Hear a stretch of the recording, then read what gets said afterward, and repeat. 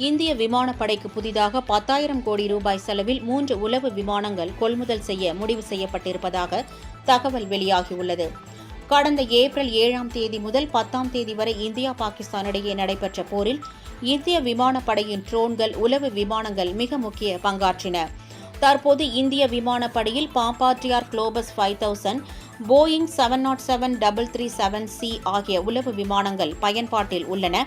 மேலும் Israel தயாரிப்பான Heron ட்ரோன்கள் மற்றும் இந்திய விமானப்படையில் இருந்து விடுவிக்கப்பட்ட MiG-25 ரக போர் விமானங்களும் உளவு பணியில் ஈடுபடுத்தப்பட்டு வருகின்றன.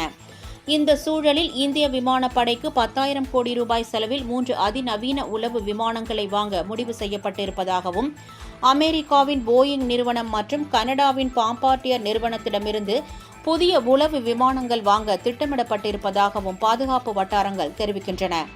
புதிதாக வாங்கப்படும் 3 உளவு விமானங்களில் உள்நாட்டில் தயாரிக்கப்பட்ட அதிநவீன ரேடார்கள், கண்காணிப்பு கருவிகள் பொருத்தப்பட உள்ளன. அமெரிக்கா, பிரிட்டன், இஸ்ரேல் உள்ளிட்ட நாடுகளிடம் மட்டுமே அதிநவீன உளவு விமானங்கள் உள்ளன. இந்த பட்டியலில் விரைவில் இந்தியாவும் இணைய இருப்பது குறிப்பிடத்தக்கது.